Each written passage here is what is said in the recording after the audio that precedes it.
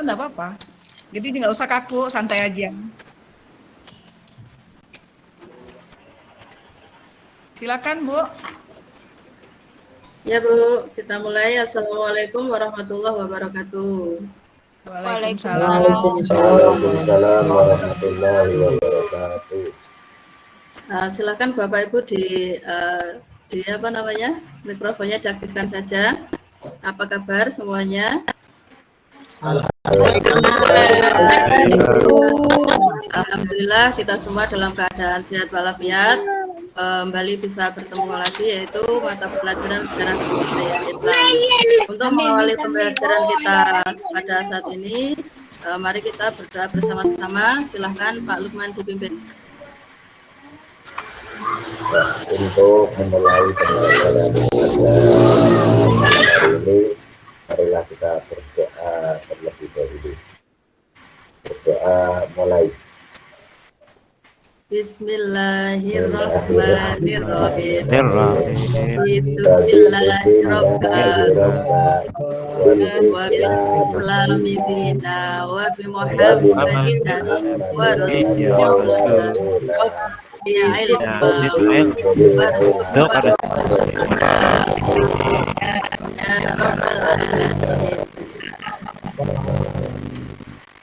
Terima kasih. Untuk aksama ini kita lakukan secara meriah ya. Nanti coba Bapak Ibu tepuk tangan dua kali, kemudian menyebutkan nama. Mail ada buatan ini? Oh, enggak ada, diganti Pak Lasin. Belum pulang, Pak. Belum pulang, Bu. Masih Belum pulang. gantiin. Bolos, Bu. Bisa kita praktek tepuk tangan 2 kali. 1, 2, 3. Saya sendiri ya tepuk. Oke, silakan dimulai. Nanti Bu Eti, Pak Mail, Pak Lasin, kemudian Pak Soiman. Kita praktekkan ya. Kita mulai tepuk tangan 2 kali. 1, 2, 3. Eti. Masih. Harimau. Dian. Oke, terima kasih. Alhamdulillah sudah lengkap, masuk semua. Kemudian untuk menumbuhkan rasa nasionalisme dan kita menyanyi nasional, yaitu dari Sabang sampai Merauke. Budian dipimpin, silahkan. Lagu dari Sabang ya, Bu ya? Bu Dewi. Iya, Bu Dewi. Ya, siap, Bu. Teman-teman semua, baik. Mari kita bersama-sama menyanyikan lagu dari Sabang sampai 1, 2, 3.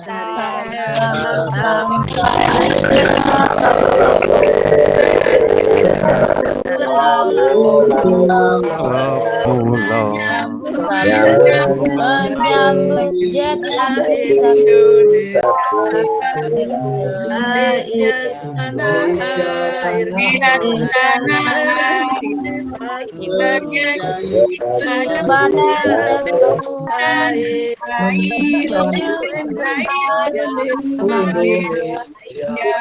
Indonesia. Terima kasih. Oke, sebelum kita lanjut pelajaran pada hari ini, kita mengulang lagi pelajaran yang kemarin, minggu kemarin, yaitu kita sudah membahas tentang apa, Pak Haris? Kemarin kita sudah membahas materi Kerasulan Nabi Muhammad. Kerasulan Nabi Muhammad. Oke. Usia Nabi Pertahanus berapa, Bu Sumbatun? 40 tahun, Ibu. 40 tahun, betul. Kemudian tempat Pertahanusnya di mana ya, Pak Hidayat? Di Gua Hira, Bu. Di Gua Hira. Ketika Pertahanus di Gua Hira, kemudian turun wahyu yang pertama. Nah, ini Wahyunya atau kapan turunnya, Bu? Turunnya wahyu yang pertama itu kapan, Bu Latifah? Turun tanggal 17 bulan Ramadan, Bu. Oke, malam 17 bulan Ramadan. Wahyu yang pertama apa Pak Lasin? Wahyu yang turun pertama Quran surah Al-Alaq ayat 1 sampai 5, Bu. Surat Al-Alaq ayat 1 sampai 5. Coba kita baca bersama-sama, masih ingat apa tidak? Bismillahirrahmanirrahim.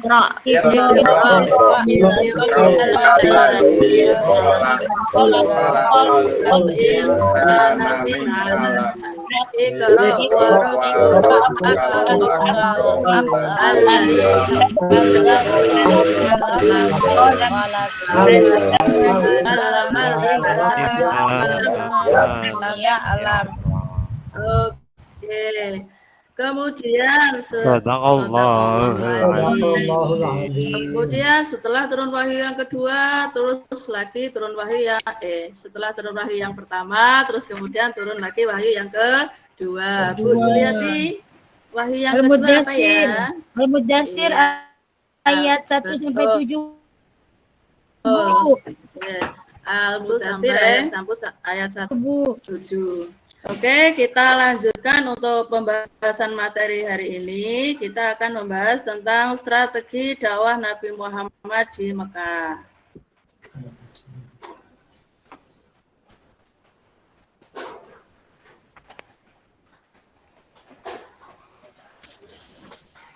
Sudah munculkah? Belum, Bu. Belum, Bu. Ya. Sudah? Sudah belum ya? Sudah, Bu. Sudah, Bu. Oke. Hari ini kita akan membahas tentang strategi dakwah Nabi Muhammad di kota Mekah.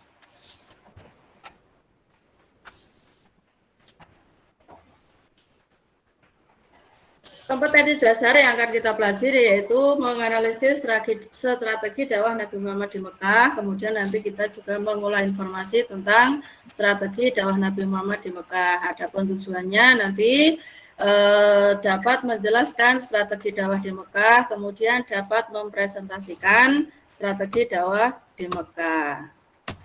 Nah, berikut peta konsep, silakan diperhatikan. Nanti akan kita bahas satu persatu di pembahasan berikutnya.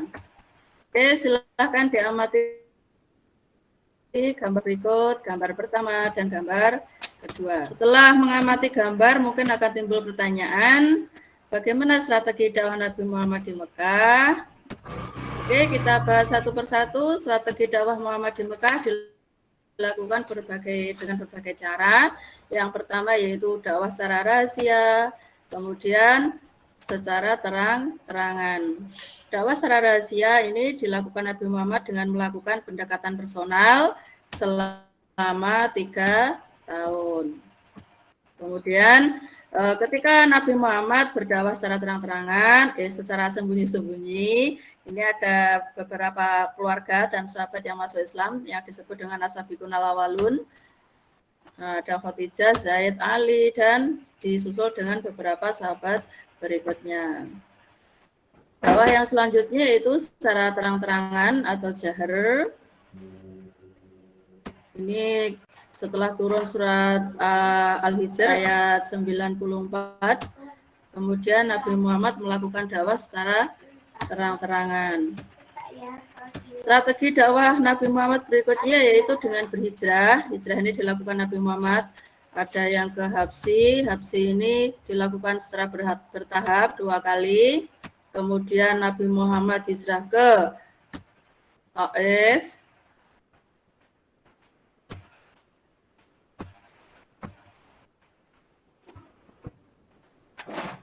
Berikutnya yang dilakukan Nabi Muhammad yaitu dengan melakukan atau mengadakan perjanjian Aqobah. Perjanjian Aqobah ini dilakukan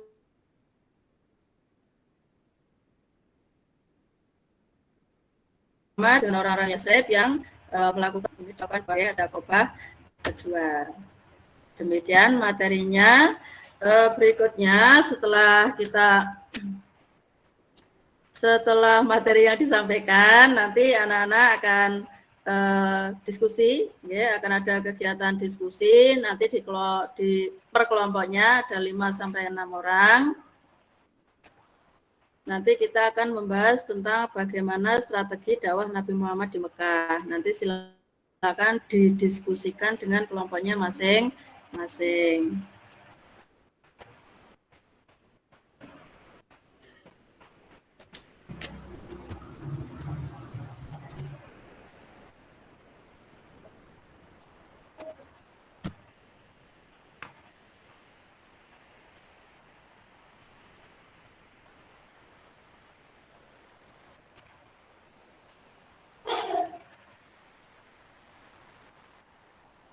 Oke, silakan untuk kelompok 1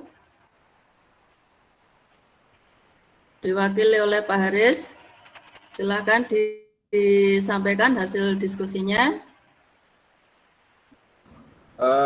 Untuk pertanyaan pertama mengenai bagaimanakah strategi dakwah Nabi Muhammad di Mekah. Ya betul Bu ya.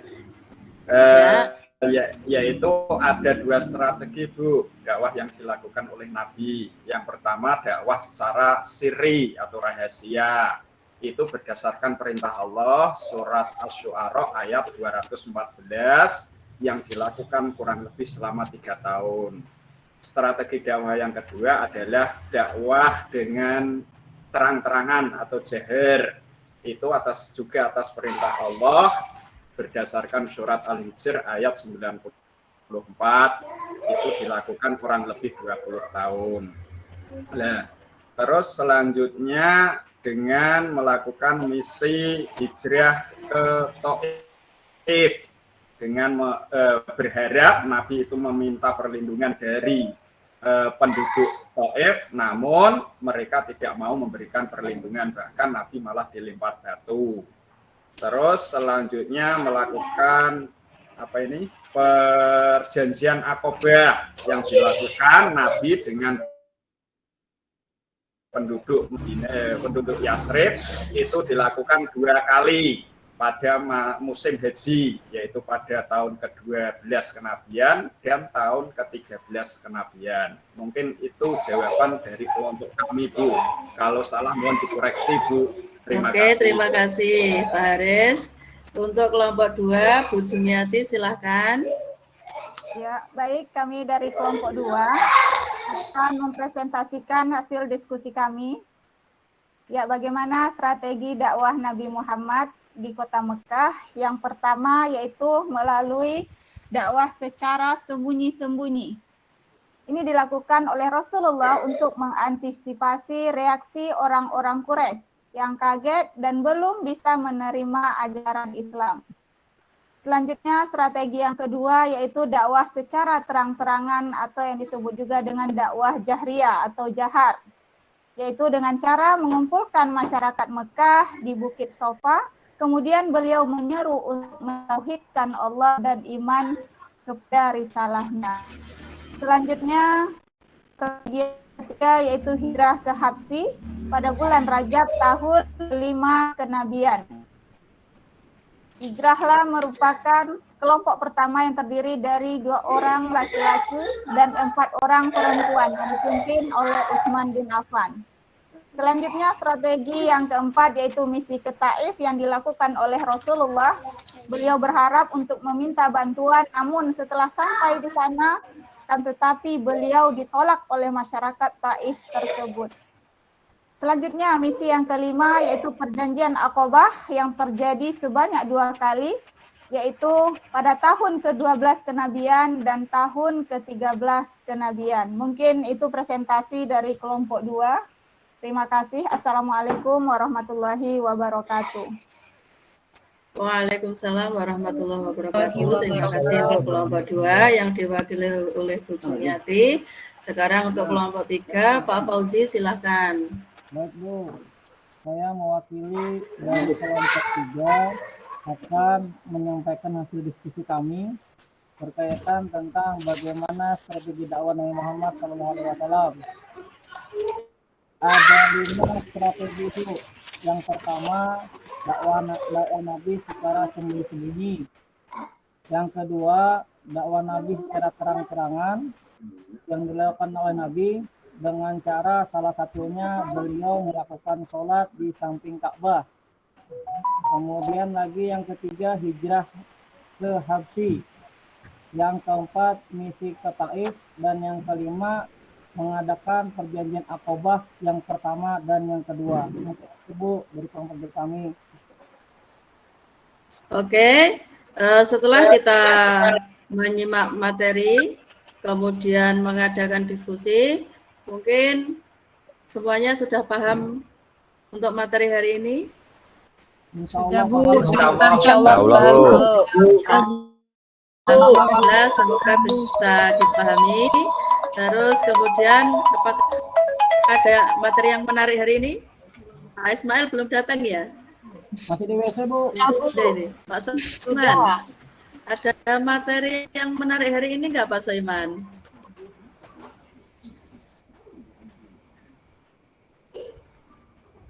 Mana Pak Soiman? Pak Soiman nggak ada suaranya. Pak Marlino, Ikut ke kantin ada yang kali, menarik Bu. nggak ya materi hari ini ya? Mau ikut ke kantin?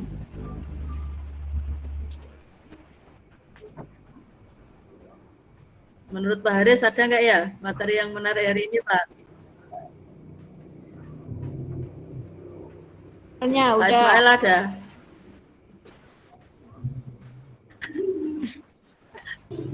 Oh iya ini Pak Ismail. Sudah kenyang belum?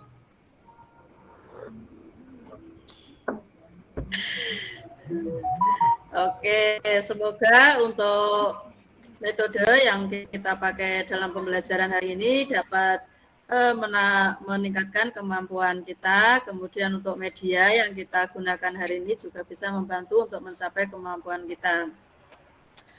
Silakan nanti Bu Guru akan mengadakan tes sedikit, nanti LKPD-nya akan saya sampaikan, silakan dijawab. Terus berikutnya setelah selesai mengerjakan tes, ini kita bahas, saya sampaikan untuk materi yang berikutnya, pertemuan yang akan datang, kita akan membahas tentang peristiwa Isra Mi'raj. Oke. Untuk hari ini, kesimpulan dari materi hari ini, bahwa Nabi Muhammad, strategi dakwah Nabi Muhammad dilakukan secara sembunyi-sembunyi dan terang-terangan. Adapun secara terang-terangan dilakukan dengan cara hijrah dan melakukan perjanjian Aqabah. Oke, saya kira cukup untuk pertemuan hari ini. Bisa kita akhiri dengan berdoa. Pak Lukman, silakan dipimpin. Untuk mengakhiri pertemuan pada malam hari ini, marilah kita tutup pembelajaran pada malam hari ini dengan baca hamdalah bersama-sama. Alhamdulillahirrahmanirrahim. Sampai bertemu pada materi berikutnya. Assalamualaikum warahmatullahi wabarakatuh. Waalaikumsalam warahmatullahi wabarakatuh.